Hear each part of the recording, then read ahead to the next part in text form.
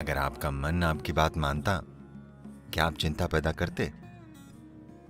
नहीं। इसलिए जवाबों के लिए कहीं और मत देखिए, कहीं भी दूसरी जगह। बात बस इतनी सी है कि आपका अपना शरीर और मानसिक ढांचा आपकी बात नहीं मान रहे। तो आपने बहुत सी बातें कही, मैंने कोशिश की, और ये पूरी कैलिफोर्निया में जो बड़े बड़े शब्द घूम रहे हैं, खास तौर पर उसे सरेंडर करने के बारे में, इसे जाने देने के बारे में, ऐसी किसी चीज ने एक भी व्यक्ति के लिए काम नहीं किया है कभी भी। क्या इसने किया है? मैं आपसे पूछता हूँ। आपको चिंता है, उसे जाने देने की कोशिश कीजिए। क्या ये चली जाती है? यहां तक कि फ्लू भी, कमबख्त फ्लू तक नहीं जाता। हाँ या ना? साधारण सी सर्दी भी नहीं जाती। आप कहते हैं जाओ, क्या ये चली जाती है? इसलिए हमें समर्पण के इन सजावटी चक्करों में नहीं पड़ना चाहिए। ये सब इधर उधर की बातें हैं। कोई नहीं जानता कि समर्पण क्या है, क्योंकि जब ऐसा होगा तो आपको पता ही नहीं चलेगा कि ऐसा हुआ है। आप ऐसा नहीं कर सकते, मैंने समर्पण कर दिया, ये कैसे संभव है? तो उन चीजों को छोड़कर, खास तौर पर जैसा मैंने कहा है, आपने यूजर मैनुअल को नहीं पढ़ा है कि ये कैसे काम करता है। हमें इस पर ध्यान देना होगा। ये सिस्टम इस तरह से बना है कि अगर आप अपना हाथ ऐसे रखें तो ये एक तरीके से काम करेगा, अगर आप ऐसे करें तो ये दूसरी तरीके से काम करेगा। ये एक अद्भुत प्रक्रिया है। अगर ये कोई सरल चीज होती तो हम इसे छेनी हथौड़ी से कूट पीट कर सही आकार में ले आते, ठीक है? ये बहुत ज्यादा परिष्कृत है। ये मशीन असाधारण रूप से जटिल है। ये जिस चीज के लिए बनी है उसे उस तरह इस्तेमाल करने के लिए व्यक्ति को एक निश्चित तरह का ध्यान देने की जरूरत है, वरना ये खुद को अस्त व्यस्त कर लेगी। अब कई कारक हो सकते हैं, जेनेटिक कारक हो सकते हैं, सामाजिक कारक हो सकते हैं, कुछ पालन पोषण के मुद्दे हो सकते हैं, तमाम तरह की चीजें हैं। पर अपनी समस्याओं के लिए इनमें से किसी भी चीज को कारण मत ठहराइए।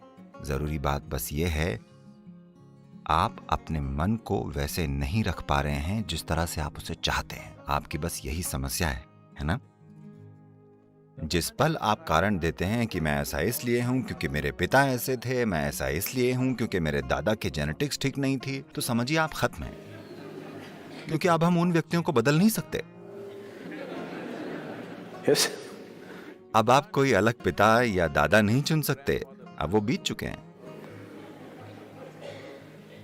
पर आप इसे रूपांतरित कर सकते हैं। आपको यह समझना चाहिए, अब भी इससे कोई फर्क नहीं पड़ता कि आपको चिंता का विकार है। फिर भी अगर आप एक गाजर का टुकड़ा भीतर डालते हैं तो यहाँ एक ऐसी बुद्धिमत्ता है जो एक गाजर को एक मनुष्य में रूपांतरित कर सकती है। इसका मतलब हर रोज आपके भीतर एक नए शरीर का निर्माण हो रहा है ना? टुकड़ों में हर रोज एक नए व्यक्ति का निर्माण हो रहा है। जब सृष्टि का स्रोत आपके भीतर काम कर रहा है और लगातार एक नए मनुष्य का निर्माण हो रहा है, अगर आप इसकी थोड़ी सी भी जिम्मेदारी ले लें तो आप पूरी तरह से एक नई शारीरिक और मानसिक प्रक्रिया का निर्माण कर सकते हैं। हमारे साथ कुछ ऐसा हुआ। पिछले साल हम लोग तिब्बत में ट्रैकिंग कर रहे थे। मैं एक टेंट में था, मैं कुछ काम कर रहा था और दूसरा एक व्यक्ति एक सेब काट रहा था। आपको इन दिनों मिलने वाले चीनी मिट्टी के चाकुओं का पता है? तो पास में दूसरी महिला उस व्यक्ति से कहती है, ये बहुत तेज चाकू है, ध्यान रखना। ये मुझे थोड़ा परेशान करता है। मैं ऐसे देखता हूं क्योंकि ये एक बड़ा आदमी है। अगर वो कोई बच्चा होता तो अलग बात थी, तब हमें देखना होता कि वो चाकू कैसे इस्तेमाल कर रहा है। वो एक पूरा बड़ा आदमी है और चाकू को तेज धार ही होना चाहिए। अगर उसकी धार तेज ना हो तो आप उसे चाकू क्यों कहेंगे? तो मैंने उसे अनदेखा किया और काम करता रहा। अगले 2 मिनटों में वो फिर कहती है, ये बहुत तेज चाकू है, ध्यान रखना। मैंने कहा बस करो, वो एक बड़ा आदमी है, उसे अकेला छोड़ दो, उसे पता है चाकू को कैसे इस्तेमाल करना है। वो एक छोटा सा चाकू नहीं संभाल सकता। ये कोई बहुत भारी मशीनरी या अंतरिक्ष यान या ऐसा कुछ नहीं है कि उसे पता नहीं कि इसे कैसे चलाना है। ये एक चाकू है। वो कहती है, नहीं सदगुरु, ये बहुत ही तेज चाकू है।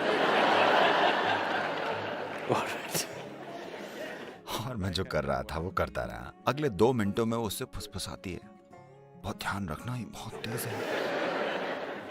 और अगले 2 मिनटों में वो अपनी उंगली काट लेता है।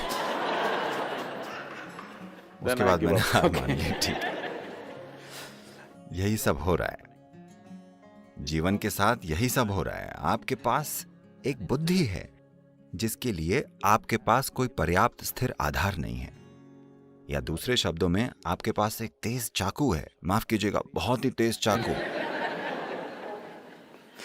A very sharp knife in your hand, but your hand is not steady. आपके हाथ में एक बहुत ही तेज चाकू है पर आपका हाथ स्थिर नहीं है। जरा देखिए, ये आपका ही मन है जो सारी पीड़ा पैदा कर रहा है ना? हाँ या नहीं? तो आपके पास बहुत तेज चाकू है, ये जितना धारदार होगा उतना ही आप खुद को काट लेंगे। तो हमें चाकू को कुंद नहीं करना है, हमारे पास बस एक स्थिर हाथ होना चाहिए, है ना? इसके बारे में कुछ नहीं किया गया है।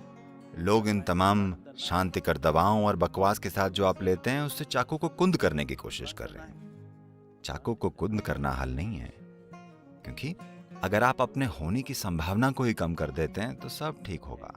अगर हम आपका आधा दिमाग हटा दें तो आप काफी शांत रहेंगे, क्योंकि चिंता पैदा करने के लिए थोड़ा दिमाग लगता है। अगर हम सचमुच में आपका आधा दिमाग हटा दें तो आप काफी शांत रहेंगे और आप असल में खुश भी रहेंगे। आपको कुछ भी परेशान नहीं करेगा, आप ठीक हैं, सही है ना? पर यह वो नहीं है जिसे हम खोज रहे हैं। मनुष्य जो खोज रहा है वो किसी तरह असीम होना है, किसी तरह। और अगर ऐसा होना है तो आपको एक स्थिर आधार बनाना होगा। चाकू को हटाने की जरूरत नहीं है, चाकू को कुंद करने की जरूरत नहीं है, बस हाथ को स्थिर रखने की जरूरत है ना? कोई प्रक्रिया नहीं करनी है। इनर इंजीनियरिंग का, योग का बस यही अर्थ है। जब मैं योग कहता हूं, कैलिफोर्निया में रहने की वजह से उन सभी असंभव मुद्राओं की कल्पना मत कीजिए। योग का अर्थ मुद्राएं नहीं है, योग का अर्थ है मिलन, ठीक है? योग का शाब्दिक अर्थ है मिलन। ये मिलन का पहला रूप है। आपका दायां और बायां, इसे योग में पिंगला और ईड़ा कहा जाता है। ये आपके भीतर पौरुष और स्त्रैण है, इन्हें बस एक साथ कर दें। आप बस ये सरल साधना कीजिए। अगर आप दूसरा कोई योग नहीं कर सकते तो इतना तो कर ही सकते हैं ना? आप ऐसा कीजिए जो आपके जीवन से संबंधित हो। ये चढ़ता हुआ सूरज हो सकता है। सूरज ऊपर आ रहा है, सूरज के ऊपर आए बिना इस ग्रह पर आपका अस्तित्व ही नहीं होता है ना? आपके भीतर जीवन की गर्माहट सिर्फ इसलिए है क्योंकि सूरज ऊपर आता है। पेड़ का ऑक्सीजन छोड़ना और उसके लिए आप कार्बन डाइऑक्साइड छोड़ते हैं और ये अदला बदली हो रही है। इसके बिना आप जीवित नहीं होते हैं ना?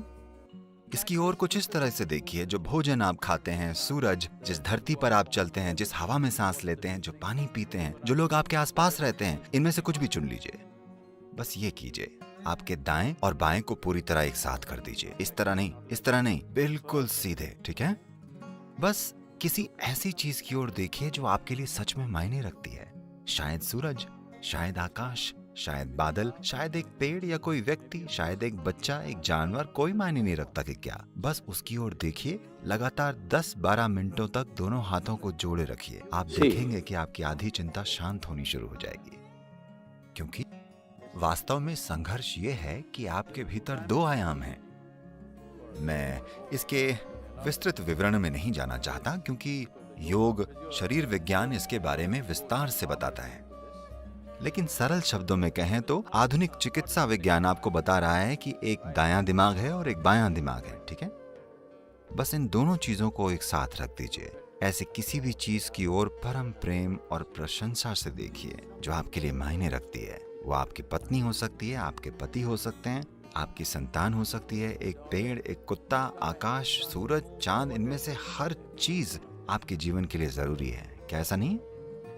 हाँ, आप इनमें से जिस भी चीज के साथ जुड़ाव महसूस करते हैं, इन दोनों चीजों को एक साथ रखते हुए उनकी ओर परम मधुरता से देखिए, ये पहचानते हुए कि वे आपके लिए कितने जरूरी हैं। कई चीजें बदल जाएंगी। ये योग का पहला रूप है। अगर मैं ये करता हूं तो ये मुश्किल हो जाता है। और नमस्कार करने के कई तरीके हैं, इस तरह, इस तरह, इस तरह। ये सबसे सरल चीज है, यहीं से शुरू कीजिए, ठीक है?